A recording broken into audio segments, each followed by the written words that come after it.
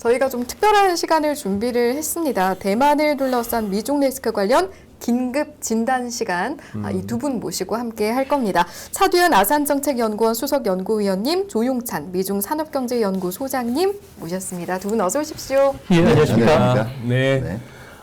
저희가 그동안에 금융시장 얘기만 했습니다만 진짜 오늘은 이런 주제를 안 다뤄볼 수가 없는 상황이 되었습니다. 차 의원님께 먼저 여쭤보겠습니다. 네. 지금 뉴스를 보면 꽤나 이렇게 긴박하게 뭐 돌아가는 것처럼 이렇게 보도가 네네. 되고 있습니다. 근데 막상 시장에 있는 사람 입장에서는 네. 오늘 대만 증시가 오늘 하루만 2.27% 올랐습니다. 네네. 그리고 대만 달러도 전혀 뭐 약해지지도 않고 환율은 오히려 조금 네네. 하향 안정화. 네. 그래서 시장에서는 특별히 뭐 이렇게 그거 한 것 같은데 너 이제 워낙 뉴스만 틀면은 뭐 곧 3차 대전은 날 그거지. 지금 이 현 상황을 저희들이 어떻게 봐야 될까요? 네, 일단 두 가지 측면에서 볼 수 있을 것 같아요. 네. 지금 우리가 지금 현 시대의 모든 이 현 시대를 살아가는 사람들이 네. 그 위기에 닥치면 자기 시대가 가장 위태롭다고 생각을 합니다. 네, 그런데 냉전 이후에 지금까지 예. 지내온 과정을 보면 네. 이런 이 대치하는 쌍방 간의 어떤 고도의 그 정치적인 그리고 또 심리적인 의도를 지니고 있는 커뮤니케이션이 네. 상당히 많이 벌어졌어요. 대표적인 게 지금 뭐 벌써 60년이 넘은 얘기입니다만은 쿠바 예. 미사일 예. 과거에 구소련이죠. 지금 러시아죠. 아프가니스탄 침공을 둘러싼 이 미소의 긴장 상태도 그랬고요. 네. 그러니까 어떻게 보면 유사시에 내가 이런 전력까지를 동원할 수 있다라는 이 최대치를 한번 보여주는 거고요. 보여주는. 예. 그리고 이제 고선에서 결국은 기싸움을 하다가 이제 긴장이 풀어진 경우가 많았다라는 거고요. 두 번째는 아까 이제 증시 얘기를 하셨는데 네. 결국은 대만에서 어떻게 이거를 느끼느냐거든요. 물론 위기의식 느낄 겁니다. 바로 옆에 중국 군사력이 있으니까요. 네. 그런데 우리가 이제 보통 안보라 그러는 게 결국은 안심이거든요. 궁극적인 거는 국민들이 얼마나 정부가 아무리 얘기를 해도 국민들이 얼마나 안심하느냐입니다. 그런데 사실은 이제 펠로시 의장이 방문을 하면서 보여준 것이 미국이 대만 포기 안 할 거다. 그러니까 어시어런스의 측면에서는 이 대만 국민들이 굉장히 고무가 된 측면들이 있어요. 그렇기 때문에 이것이 오히려 이제 대만 내에서도 그렇게 경제적인 불안 심리가 높지 않은 원인이 아닌가 생각이 됩니다. 그래요. 알겠습니다. 네. 지금 이제 군사훈련을 하는 곳이 대만 해협 그렇죠. 아닙니까? 네네. 어떤 곳인지도 혹시 설명해 주실 수 있나요? 네, 일단 이 대만 해협이라는 것 자체가 그렇게 말 그대로 해협이기 때문에 거리가 넓지가 않아요. 네. 그렇기 때문에 상륙전을 하려면 얼마든지 할 수 있는 곳입니다. 그런데 문제는 뭐냐면 해협이라는 특징으로 인해서 이곳만을 완전히 봉쇄하는 게 불가능해요. 흔히 지금 이제 대만 사태 난 다음에 지금 대만 위기 조성된 다음에 이것도 러시아가 우크라이나 침공한 것처럼 되는 것이 아니냐 이런 얘기들이 나오지 않았습니까? 네. 근데 이제 우크라이나 같은 경우는요, 나토 회원국도 아니었지만 육로로 주로 전력들을 전개를 해야 된단 말이에요. 근데 그렇게 되면 전쟁이거든요. 네. 그런데 대만이 섬 아니겠습니까? 그러니까 이곳은 미국이나 다른 국가들이 공해상을 통해서도 대만 인근에 전력을 집중하기가 굉장히 쉬운 곳이에요. 네. 그러니까 중국 입장에서도 전력 집중이 쉽지만 반면에 이제 견제할 수 있는 전력도 상당 부분 전개가 될 수 있는 지역이고요. 물론 이제 이번에 나타나는 걸 보면 중국도 아마 그동안 대만을 겨냥해서 구상을 했던 군사적 압박을 종합적으로 실험해 보는 것 같아요. 이 중국이 2016년에 군제 개혁을 했습니다. 그러면서 기존에는 이제 7대 군관구라 그래가지고요. 주로 육군 전력 중심으로 해공군이 따로 노는 이 시스템을 가져갔어요. 그러다가 이제 5대 전구로 개편을 했어요. 이거는 육해공군이 동시에 입체작전을 하는 개념입니다. 그런데 그 중에서도 이 동부전구라는 데가 있는데요. 네. 이 동부전구가 바로 대만, 동중국해, 그 다음에 일본 인근을 담당하는 겁니다. 그렇기 때문에 이번에 동원된 전력은 주로 이 동부전구 전력을 중심으로 해서 인근의 다른 전력들이 지금 전개되어 있는 상황이고요. 네. 지금 뭐 미사일 있는 종류대로 쏘고 이제 이렇게 되니까 굉장히 긴장은 올라가고 있죠. 그런데 흔히 얘기하는 앞에 뭐 탄두는 텅 빈 거 아닐까요? 달고 쏘게 하겠습니까? 하겠습니까? 훈련이기 때문에 탄두가 달려 있다고 보긴 힘들고요. 예. 그동안 우리가 한번 예상을 해보면 중국이 대만을 군사적으로 어떻게 압박을 할 건가. 흔히 나오는 제1단계가 이제 3전입니다. 심리전, 심리전. 여론전, 법률전. 다시 말해서 이제 주로 이제 국제 여론 자극하고 네. 이 대만이라든가 중국 매스미디어를 동원해서 예. 그러니까 중국 내부는 단결시키고 대만 내부의 심리적 기저 불안감을 극대화시키는 거죠. 네. 그다음에 이제 한계의 중국 강조하고요, 원칙이요. 네. 그다음에 이제 2단계가 바로 이제 인근에서 이렇게 무력 시위하고 사격 훈련하는 거예요. 예. 3단계가 이제 이 미사일 훈련을 하고 미사일 실험 같은 걸 하는데 그 대만 주요 도시 상공을 지나가게 하는 거죠. 물론 대만 이 영역 안에 떨어지지는 않지만 그렇겠습니다만. 상공을 지나쳐서 이제 공해상이라든가 다른 수역에 떨어지는 네. 아직은 이제 그 단계까지는 안 갈 걸로 예상이 됩니다만 최대로 가면 알겠습니다. 그 단계까지 갈 수는 있어요. 그런데 네. 이거하고 실질적으로 대만 이 영역에 상륙을 하는 이거는 좀 별개의 문제예요. 실질적으로 거리는 짧지만 이 근문의 해협 앞에 뭐 대만도 나름대로 지금 요새화를 해놓은 군사 대비 태세를 하고 있기 때문에 네. 네. 실질적으로 1949년에 그 중국 대륙이 공산하는 직후에도 예.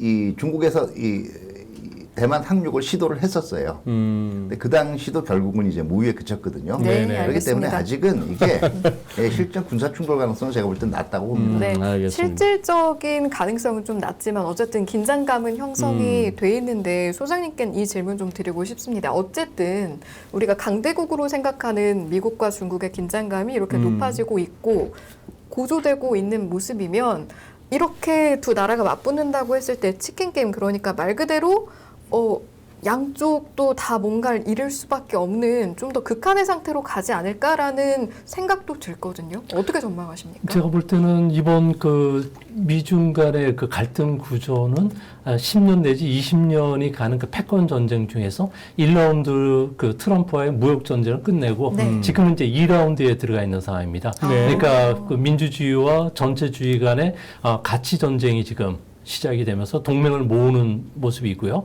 IPEF라고 해서 인도 태평양 경제 프레임워크를 통해서 경제나 무역과 관련된 동맹을 구축하고 네. 지금은 그 안보와 관련된 동맹, 여기에다가 이제 반도체 칩4 동맹이라고 해가지고 기술 동맹으로 진행하는 가운데 있는데요. 특히 그 중국이 지금 상당히 예민하게 반응하는 것은 펠로시 의장 같은 경우는 4월 달에 대만을 방문하기로 돼 있었는데 그 당시에는 말로만 압박을 했지 지금처럼 경제적 압박이라든지 여기에 군사적 훈련까지 하지는 않았어요. 왜 이런 거 하니? 6월 29일 날 윤 대통령이 스페인의 마드리드에서 나토 정상회담에 네, 참여를 했는데 네. 이때 미국이 서방 국가들이 중국을 구조적 위험, 그러니까 적국으로 표시를 하고 이 전방위적인 압박을 가하고 있었다는 겁니다. 이런 상태에서 펠로시가 이번에 코로나를 극복하고 이제 방문을 한다고 하니까 시주석 입장에서는 불장난하면 타 죽는다.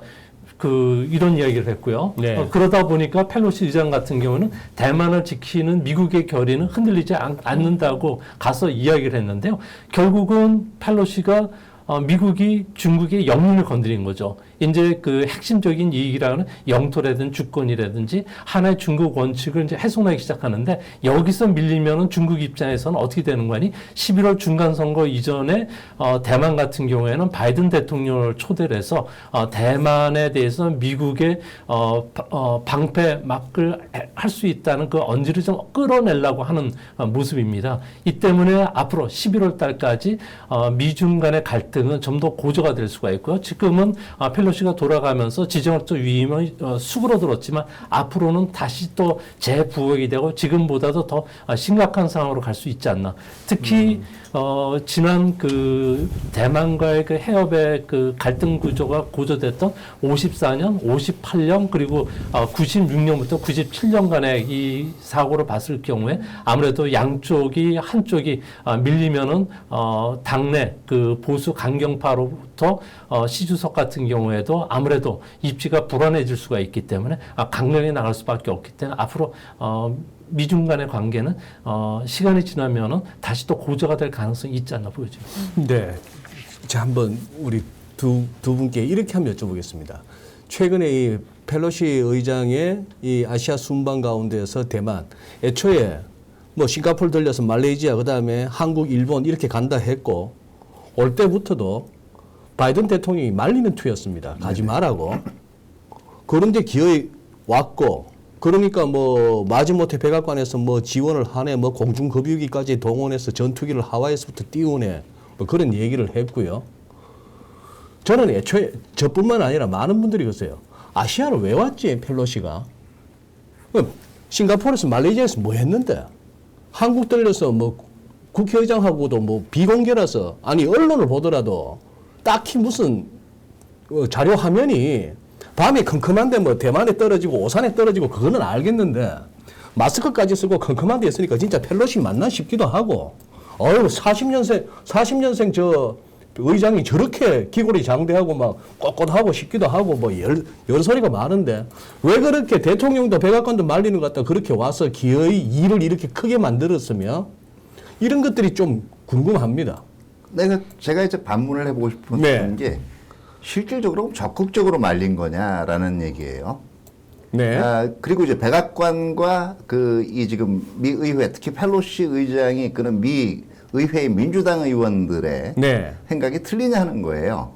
제가 볼 때는 아마 굳이 이 시기에 지금 타이완 가야 되느냐, 글쎄. 대만 가야 되느냐 하는 거에 대해서는 이 노선이 틀리겠지만 미국 언론에서도 예. 일부 비판이 기본적으로는 이 가치하고 예. 체제의 문제를 가지고 중국을 다룬다라는 것은 미국 내에서는 이미 공화민주 양당에 관계없이 합의가 형성이 돼 있는 사항이거든요. 그렇기 때문에 제가 보면은 이걸 겁니다. 지금 꼭 가야 되겠느냐 하는 얘기는 되겠지만 네. 언젠가는 아마 펠로시가 아니더라도 미국 의회의 수장이 예. 대만을 방문하는 건 시간의 문제였을 뿐이라고 생각을 합니다.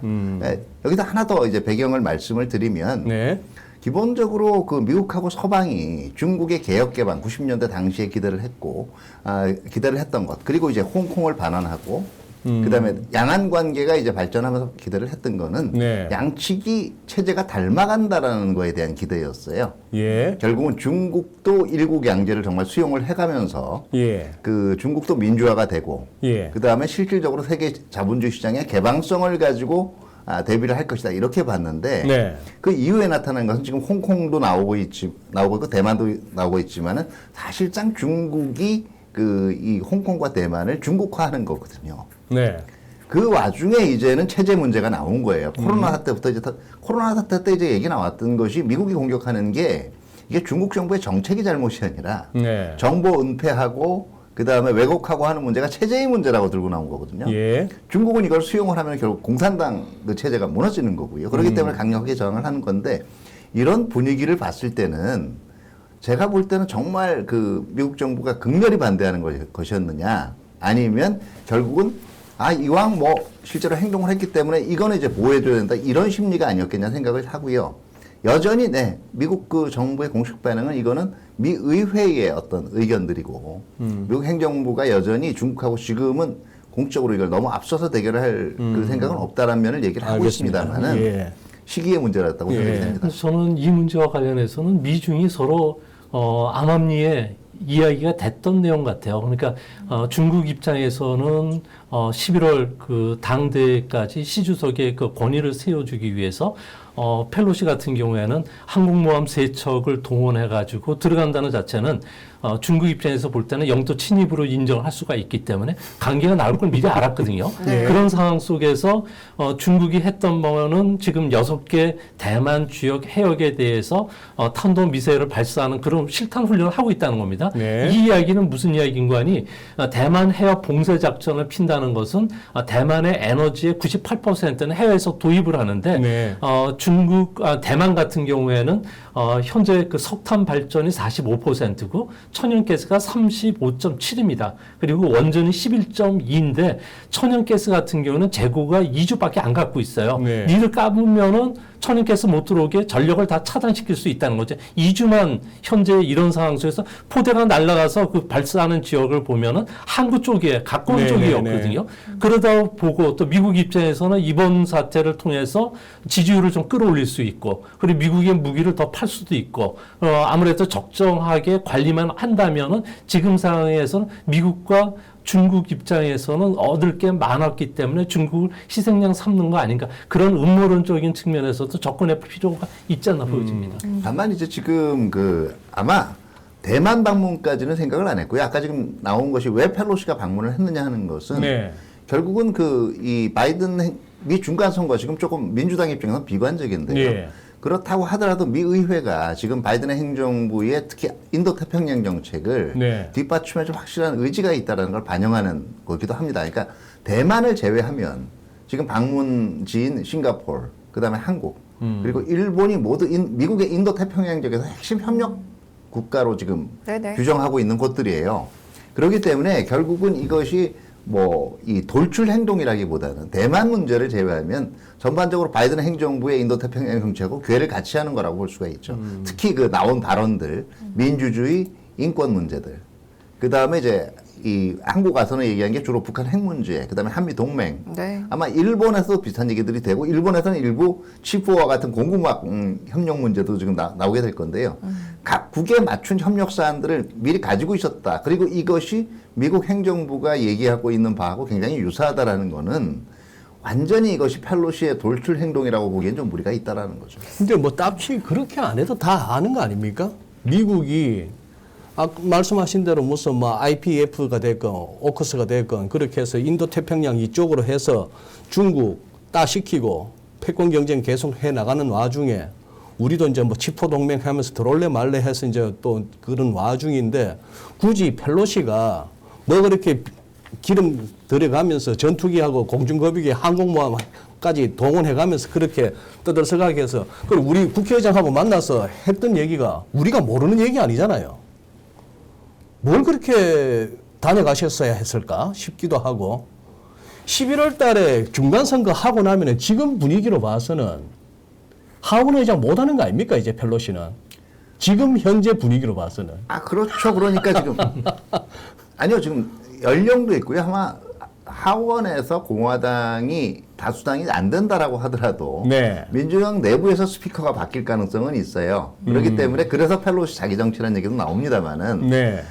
분명히 그런 그 일부에 이번에 안 가면 이제 못 간다라는 생각은 있었고 아마 최초로 미국의 이제 이 의회 수장 중에서는 대만을 방문했다라는 자기 자신의 아마 욕심도 있었을 겁니다. 그러나 결국은 제가 얘기한 것이 그게 펠로시였기 때문에 지금 문제가 되는 거지 시기의 문제였다라는 거예요. 결국 지금 미 대만 관계로 볼 때는 언젠가는 펠로시만큼의 고위급이 틀림없이 대만을 방문하는 경우는 이거는 하나의 추세가 될 가능성이 크다. 그러면 지금까지 저희가 미국의 심리는 뭐였을까? 중국은 어떨까를 생각을 했다면 우리나라 이야기를 좀 네네. 해봐도 좋을 것 같아요. 네. 왜냐면 미국도 중국도 사실은 우리나라와 이해관계가 참 많이 얽혀 있는데 그 사이에서 우리가 어느 정도로 잘 중심을 잡느냐가 굉장히 중요하지 않겠습니까? 그런데 이번에 윤석열 대통령과는 직접 만나지 않았고요. 네. 전화 통화를 했고 김진표 국회의장과 비공개 회담이 진행이 됐고 또 그 사이에서 나온 이슈들이 있을 겁니다. 네네. 그런 걸 보시면서 두 분은 우리나라의 대응이 좀 적절했다고 보시는지 양국에 미중 양국엔 좀 어떤 신호로 다가갔다고 느끼시는지 한마디씩 듣고자 하는데요. 먼저 네, 소장님께 네, 먼저 아무래도 여쭤보겠습니다. 이번에 그 대통령과의 그 면담은 하지 않았고 그다음에 면담 형태의 전화 대화만 있었거든요. 아무래도 국익 측면에서 봤을 경우에 직접 그 중국이 예민하는 부분과 관련해서 이야기가 됐을 경우에는 아무래도 일본 같은 경우에도 지금 탄도 미사일이 이이지 안에 지금 떨어진 상황이죠. 일본도 지금 난리가 난 상황이고요. 그래서 우리나라도 그런 상황까지 전개될 가능성도 있고 우리 입장에서는 중국으로부터 전략 물자들을 수입을 해오는데 제조업과 관련된 5개 품목과 관련해서는 그 중국 수입 의존도가 80% 이상 되는 품목만 1,850개라는 겁니다. 아직 접종 제어도 쌓아놓지도 않는 상태고 이거와 관련된 우리의 비축 계획도 없는 상황이기 때문에 현재 중국을 괜히 건드려가지고 현재 분란을 일으킬 필요는 없다는 거죠. 또 총체적인 그 측면에서 봤을 때 국익 입장에서 아무래도 좀 대통령으로서는 펠로시를 만나는 게 좀 부담스럽지 않았나 그런 측면에서 봤을 경우에 이번에 좀 슬기롭게 잘 무난히 그 극복을 해놨는데 아무래도 조금 더 그 미국 쪽의 그 시각을 갖고 계시는 뭐 시청자분이라든지 전문가들 입장에서는 좀 아쉬운 점은 있지 않았나 그런 생각이 듭니다. 차 의원님께서는 예. 근데 이게 일단은 지금 그 우리하고 협의된 거는 의회 차원의 외교였고요. 네. 이게 공식적인 뭐 초청이라든가 뭐 국빈 방문 이런 것이 아니었기 때문에 휴가 중이기도 했어요, 윤석열 대통령이. 대통령께서 펠로시를 뭐 직접 꼭 만나야 될 건 없어요. 다만 맥락의 문제라는 건데 정부가 처음에 지금 나왔던 것이 이제 대외 정책의 중심이 모두 그렇게 해석을 하니까요. 한미 동맹의 중심이 되고 그걸 바탕으로 대외 정책을 펴나가겠다라는 거는 뭐 공통적으로 지금 해석하는 사항이고요. 네. 두 번째는 실질적으로 그럼 펠로시가 누구를 만나냐? 나머지 지역에서는 네. 자 싱가포르 가서 리센룽 총리를 만났고요. 예. 그다음에 대만 가서 차이잉원 그 총통을 총통 만났고 만났고. 지금 그 일본에서는 결국 기시다 총리 만날 거고. 그러면 이게 첫 번째 던지는 거는 그러면 지금까지 얘기한 한미동맹 중심으로 얘기 어차피 펠로시의 입장하고 의회의 입장이 다를 겁니다만은 네. 결국 미국이 전체적으로 일반적인 미국민들의 입장으로 볼 때 예. 한국은 조금 입장의 스탠스가 다른 게 아닌가 하는 오해를 불러일으킬 수가 있고요. 두 번째는 그럼 과연 이게 중국이 이걸 굉장히 높게 평가할 거냐. 제가 볼 땐 별로 그럴 것 같지는 않다라는 거예요. 결국 펠로시가 방문했던 4개 지역에 포함된 연장선상에서 한국을 볼 것이고요. 오히려 이럴 겁니다. 미국의 인도태평양 이 협력 국가들 중에서 각계격파를 시작한다면 네. 가장 약한 고리가 어딜까? 여기는 알아서 두려워하는구나. 그럼 조금만 꾹 누르면 결국 훨씬 더 효과가 크겠네. 이게 잠재적으로 우리가 돌파해야 될 쟁점들이 없다면 차라리 제가 보기에는 일부러 화를 불러일으키지 않는 것이 낫습니다. 그런데 이제 IPEF 본격적으로 이제 규범 문제 손봐야 되고요. 안보 면에서는 이제 사드 분명히 이미 임시 배치되어 있는 거 정식 배치 추진을 할 거거든요. 네. 그때 어차피 겪어야 돼요. 예. 그럼 그때는 또 어떡할 거냐는 얘기죠. 그러니까 제가 보기에는 평균적으로 대응에 그렇게 큰 무리는 없었어요. 제가 네. 볼 때 의전 논란이 나오기도 합니다만 이건 본말이 전도된 거고요. 그러나 이제 만약에 기회가 왔을 때 기회를 만들어서 만약에 직접 만났다면 오히려 더 좋지 않았을까 하는 아쉬움은 있지만 제가 볼 때는 만나지 않은 것 자체가 크게 한미 관계에 큰 손상이 된다든가 마이너스 요인이 될 걸로 보지는 않습니다. 예. 어차피 사전 조율 다 됐다고 또 그렇게 또 발표를 하는데 거기에 다 대놓고 굳이 왈가왈부 할 것까지는 없는 것 같고요. 좀 도착하려면 좀 해 있을 때 도착하시든지 오밤중에 거기다가 또 부부는 그때 또 음주운전 또 재판 받고 있을 때고 아닙니까? 참 여러 가지. 근데 지금 우리 채팅방에서도 우리 시청자분들도 그런 걱정을 하시는데 미국에 대한 걱정입니다. 네. 아무래도 예전 같지 않다는 느낌이 자꾸 드는 거예요. 예. 특히 우크라이나 사태를 보면서도 느끼는 거죠. 처음에 러시아는 우크라이나 들어가서 한 일주일 내로 상황 정리될 것처럼 얘기했다가 길어졌다고는 합니다만 그렇다고 또 이 상황을 나토도 있고 유럽도 있고 미국도 있는데 이걸 아직까지도 이러고 있는 거 보면은 혹시라도 대만에서 그러려니 설마 하다가 어떤 유사시가 되었을 때 과연 그때 든든한 미국 때문에 별일 없이 대만이 온전할 수 있겠느냐 하는 걱정도 생긴다는 것이죠. 네, 그렇죠. 아마 그런 이 동맹국들이나 우방국들의 우려도 네. 이번 펠로시 방문 기획에는 일부는 가만히 됐던 걸로 보여요. 그러니까 분명히 의지가 있다라는 거고요. 우크라이나 지금 상황을 보는 이 시각은 여러 가지 다양하겠습니다만은 생각보다는 우크라이나가 잘 버티고 있다라는 거고요. 이게 제가 볼 때는 대만 지역에서 갈등이 생길 땐 오히려 훨씬 더 중국이 곤욕을 치를 가능성이 있는 게 아까도 제가 얘기했지만 이 전력이 전개될 수 있는 이 규모의 차이가 있고요. 두 번째는 푸틴이 그래도 믿고 있는 건 그럼 3차 세계대전 가서 한번 핵전 다 벌여볼래 이거 아니겠습니까? 중국은 그 변수에 아직 기대기에는 무리가 있어요.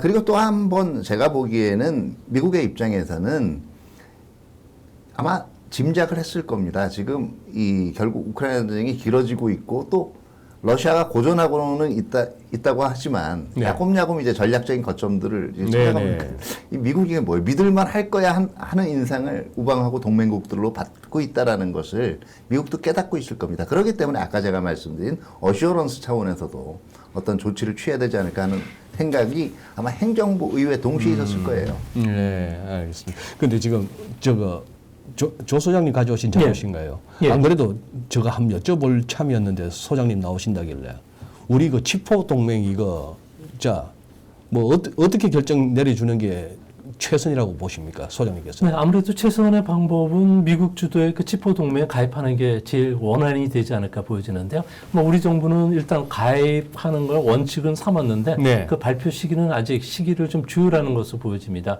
예. 아무래도 가입을 하면은 미국 같은 경우에는 그 차세대 반도체라고 할 수 있는 AI 반도체를 비롯해서 5G, 6G와 관련된 표준을 갖고 있거든요. 예. 또 이 기술을 우리가 이제 받을 수가 있고 또 치포 동맹에 가입한다면 아무래도 전 세계 그 반도체 시장이 현재는 좀 정점을 좀 지나서 사이클상 좀 하락하는 국면에 있는 거고요. 다음 그림을 보시면요. 반도체 최종 그 수요별 점유율을 보면은 앞으로도 계속 통신, 스마트폰 쪽으로는 계속 진행이 되고요. PC나 컴퓨터 서버를 포함된 이런 부분이 좀 확대가 되기 때문에 뭐 우리 입장에서는 미국을 등졌을 경우에 반도체 장비를 비롯해서 소프트웨어를 제공받지 못한다면 생산이 좀 상당히 어려움에 처할 가능성이 크다는 겁니다. 또 중국 입장에서 봤을 경우에는 아무래도 우리가 미국 편에 섰을 경우에는 뭐 경제적 보복을 할 수는 있겠지만 이거와 관해서 중국 입장에서는 전적으로 한국 제품 반도체를 가져다가 중국에서 가공 생산해서 다시 해외 수출하는 그 부가가치 무역이 워낙 비중이 높기 때문에 말처럼 경제적 보복을 할 수 없다는 것은 보여주지 않나. 특히 이 때문에 이번 대만과의 그 양안 간의 갈등은 저는 반도체 전쟁으로 보고 있는데요. 반도체와 관련해서는 중국 같은 경우에는 세계 9인 그 월 세미컨덕터라고 그래서 뭐 카메라용 이미지 센서 반도체 부분에서 세계 9위고요.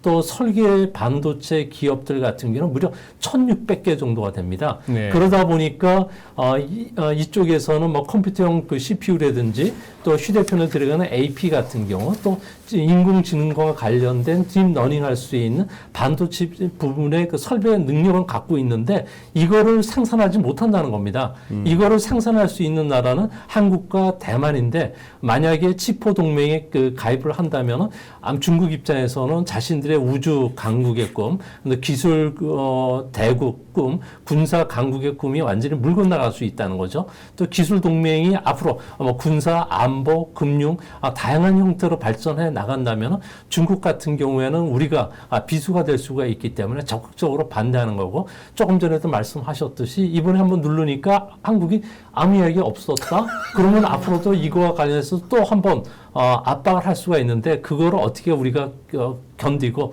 치포 동맹이 얼만큼 강인하면서 같이 공동 대응할 수 있느냐가 우리가 앞으로 어떤 반도체와 관해서 어떤 전략을 쓸 수 있느냐가 중요하지 않나 보여집니다. 사실은 네, 먼저 말씀하시죠. 중국 같은 경우, 대만 같은 경우는 전 세계에서 그 로직 반도체라고 그러죠. CPU라든지 AP 부분에서는 세계 점유율이 92% 됩니다. 그리고 그 파운드리 분야에서는 세계 50%를 차지하는데 만약에 중국이 이번에처럼 6군데에다가 미사일 발사한다든지 실찰 발사는 계속 2주 정도만 끌어준다면은 중국의 그 반도체 생산에 필요한 전력 생산을 못하게 되거든요. 이렇게 되면 한 달 정도가 공백이 생기면은 전 세계 그 GDP를 부가가치 기준으로 했을 경우에는 70조 원 정도가 사라지게 되고요. 1년 정도가 된다 그러면 최소한 그 8천조 원 정도 세계 GDP의 1%가 날아가 버리고요.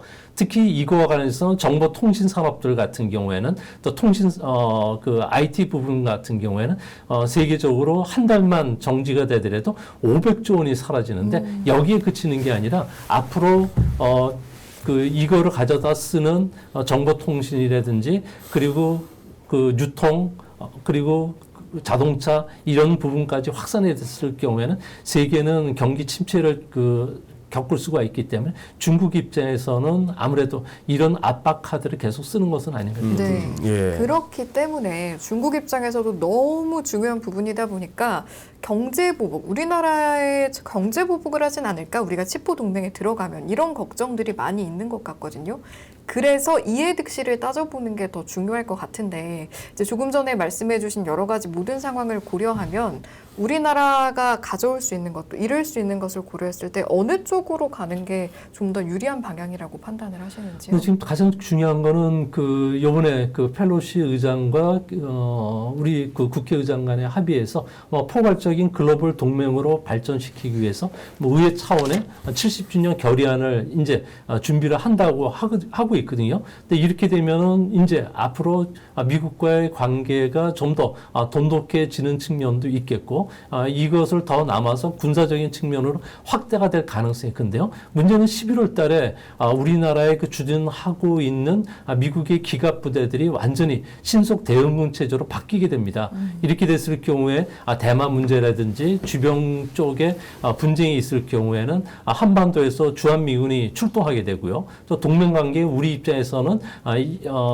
미국이 공격을 받고 전쟁을 하는데 우리가 뒤에서 최소한 병참 지원 정도의 역할을 해줄 것으로 보여지는데, 이렇게 된다면 중국 입장에서 최악의 상황이기 때문에 앞으로 중국 같은 경우에는 한국을 억누르기 위해서 금한령을 내릴 가능성도 크고요. 네. 또한 대만 기업들에게 했듯이 식품이라든지 그리고 과일 같은 경우에도 수입을 금지시켰는데 한국과 관련된 이런 수입 금지 조치도 내릴 수가 있는 거고요. 예. 또한 지난번에 요수수 사태처럼 우리나라가 중국에 전적으로 의존하고 있는 이런 전략 물자들 같은 경우에도 수출을 제한시킬 수가 있고, 네. 또 기업인들의 중국 방문을 제한시킬 수 있는 여러 가지 조치들이 나올 가능성이 있기 때문에 이거와 관해서 우리가 빨리 전략 물자를 비축한다든지 알겠습니다. 중국과 의사소통할 수 있는 채널을 마련해야 되지 않나 이렇게 보여집니다. 예.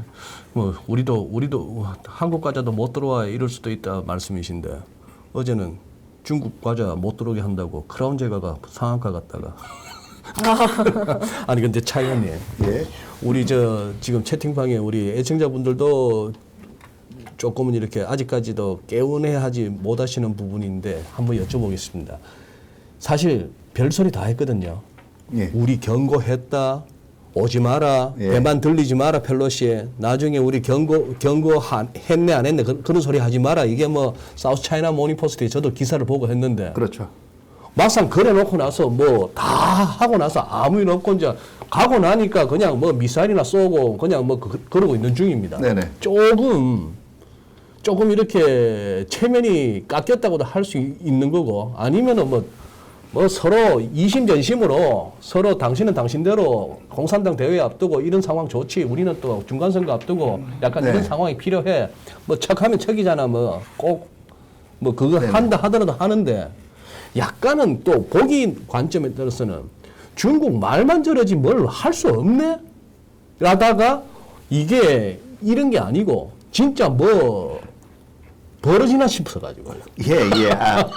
위험성이 분명히 있어요. 이제 있습니까? 일단은 지금 중국이 좀 체면이 깎인다라고 얘기하는 거에 대한 생각은요. 네. 제가 아까 중국의 3전을 말씀드렸죠. 3전. 예.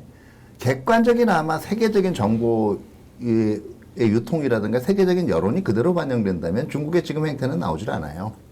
그만큼 정보 통제라든가 정보 가공을 통해서 아마 사실 중국 언론들 아마 2, 3일 뒤에는 지금 네. 상황 자체가 대만이 상당히 위축돼서 오히려 고개 숙이고 있다. 또는 미국이 이제 더 이상 자극을 피하고 있다. 이런 쪽의 논조로 몰아갈 겁니다. 쉽게 얘기하면 이제 네, 우리가 네. 흔히 쓰는 정신 승리가 네. 있는 거고요. 또 그게 가능한 예. 체제고. 두 네. 번째는 실질적으로 중국도 조금 당황스러운 게 이렇게까지 급박하게 군사적 긴장을 올리려고 생각하지는 않았을 거예요. 왜냐하면 제가 볼 때는 경제적인 면은 모르겠지만 네. 군사적인 면에서 인도太平양 지역에서 미국하고의 별 타격 없이 군사적인 어떤 각축이라든가 충돌을 벌이기 위해서 앞으로 5, 6년은 더 준비가 돼야 된다라는 것이 이제 많은 전문가들의 판단이고요. 마지막으로 하나, 그러나 위험성은 과거에 한번 제가 쿠바 미사일 위기도 얘기를 했지만은 과거에 중국이나 이제 이 구소련 같은 체제 같은 경우에는 네. 이게 공산당 독재를 한다고 하지만 집단지도 체제였단 말이에요. 중국도 다분히 이제 팩션에 의해서 움직였는데 지금 대부분 아주 재미있는 게 북한, 중국, 러시아의 3개 정치 체제가 모두 1인 지배로 지금 굳어지고 예, 있다는 예. 거예요. 이렇게 되면 결과적으로 자기한테 유리한 정보만을 편식을 하게 되고요. 그리고 그래도 집단 지도 체제에 있을 만한 최소한의 합리성 자체가 줄어들게 됩니다. 그러면 결국 여기서 그 판단 미스라든가 아니면은 자기 나름대로의 고집이 작용을 할 경우에는 실질적으로 분명히 이게 중국한테도 손해가 되는데 실적인 군사적인 행동을 택할 가능성이 작지만 아직은 남아있다라고 볼 수가 있어요. 작지만 남아있다고 볼 수 있다. 예. 알겠습니다. 저희가 또 다른 그 순서 때문에 여기서 마지막으로 한번 조 소장님께 한번 여쭤보겠습니다. 그냥 이렇게 대만 사태를 떠나서 지금 중국 경제 상황 말이죠. 우리는 뭐 굉장히 제한적인 그 보도 내용을 볼 수밖에 없습니다. 그런데 소장님 보시기에는 어떻습니까? 저 요즘 우리 뭐 채팅방에서 나온 얘기입니다만 요즘 공기 좋은 거 보니까 중국 망해가냐 이런 말씀도 하시는데 지금 저쪽에 서쪽에서 바람이 오는데도 우리 공기 이렇게 좋은 거는 좀 중국에 안 돌아간다는 얘기인데. 네, 맞습니다. 뭐 실질적인 성장률은 마이너스로 떨어졌다는 이야기들을 하고 있는데요. 네. 중국에서는 현재 상당히 좀 그 인프라 사업들이 상당히 어려운데 아무래도 그 부동산이 위축이 되면서 신규 투자라든지 또 인프라와 관련된 투자뿐만 아니라 고용이 상당히 어렵습니다. 고용? 예, 그리고 대졸자들 같은 경우에는 실제 한 30%는 실업자가 지금 되어 있는 상태고요. 네. 또 기업 입장에서는 부실 채권을 또 줄여야 되는 문제고 그리고 기업들의 계속 그 구조조정과 관련된 압박 이런 측면이 진행이 되기 때문에 앞으로 중국 정부 입장에서는 계속 예전처럼 재정 정세고 또 금리를 낮추고 이런 정책을 쓸 수는 없는 상황입니다. 그런 측면에서 봤을 경우에 중국 경제는 올해는 상당히 좀 어려움에 처할 가능성이 크고 또 내년에도 이런 위기 관리를 잘못했을 경우에는 회색 콜프소라든지 또 그 블랙스완이 출현할 수가 있는 상당히 위험한 상황입니다. 네. 때문에 올해는 중국 정부가 최선의 방법을 다 동원하더라도 GDP 성장률은 3%, 예전에 그 5.5에서 한 5.8% 정도 성장을 해야지만 세계 원자재와 관련해서 신규 생산된 분의 거의 반을 중국이 가져갔는데 지금은 예전에 그 증가분도 가져갈 수가 없기 때문에 국제 그 원자재 가격을 봤을 경우에 좀 더 하락할 수 있고 그런 측면에서 미국의 금리 인상도 이제 정점을 지나고 이제 앞으로 금리 인상 속도도 둔화되고 그리고 지정학적 위험이 역사적으로 보더라도 경제나 금융시장에 영향을 미친 적이 없습니다. 네. 단기적인 영향을 끼쳤고 대만 주가를 보면은 96년, 97년도에 그 제3차 양안 위험이 있을 때 주가가 30% 하락을 했는데 지금도 30% 하락했다가 15% 반등을 했거든요. 그리고 지정학적 위험이 수그러지니까 다시 우리나라 원화 환율도 200원대로 네, 좀 내려가고 네. 그런 측면에서 봤을 경우에 너무 그 민감해하지 마시고 오히려 이런 악재가 났을 경우에는 매수할 수 있는 타임으로 보시는 게 더 맞지 않나 이렇게 보입니다. 차 의원님께도 하나만 더 여쭙고, 예. 새 정부 출범 이후에 네. 전 정부와 대외 정책 외교 차원에서 뭐가 달라졌다고 저희가 인식하면 될까요? 네, 일단은 각 지역적인 차원에서 이제 중점들 어느 국가들에 대해서 중점을 두느냐가 첫 번째가 일단 동맹 중심이라는 것도 달라졌고요. 두 번째는 엄밀히 얘기하면 그 이전 정부에서의 대외 정책의 상당 부분은 남북한 관계였어요. 그러니까 우리가 유엔 외교를 해도 그렇고 주변 어디를 가도 국제사회가 무조건 얘기하는 게 한반도 플러스였잖아요. 네. 그게 이제 좀 균형을 찾아가는 단계라고 볼 수가 있고요. 그 과정에서 분명히 몇 가지 시행착오는 있을 겁니다. 근데 지금부터 중요한 것은 제가 아까도 이제 아쉬운 면에서 얘기를 드린 것이지만 정부가 뭘 추진한다고 얘기해서 거기에 대해서 적어도 일관성이 유지가 돼야 이거는 뭐 나중에 중국으로부터의 경제 보복이나 갈등이 있더라도 적어도 노선이 틀려도 일관성이 있으면 투명성이 보이기 때문에 오히려 관계가 또 좋아질 여지가 생겨요. 그런데 앞에서는 좋은 얘기하는데 뒤에서는 아닌 것 같다. 이게 중국이든 미국이든 이런 인상을 주게 되면 이게 그 단순히 정치적인 리스크 관리뿐만 아니라 경제적으로도 리스크로 이어질 수 있다라는 거예요. 네, 마지막 해주신 말씀 아주 이렇게 시사하는 바가 있네요. 또 대인 관계도 그래야 되는데 말입니다. 네. 국가 간의 관계뿐만 아니고 오늘 짧은 시간이지만 또 이렇게 귀한 인사이트 나눠주셔서 고맙습니다. 네, 예. 감사합니다. 잘 들었습니다.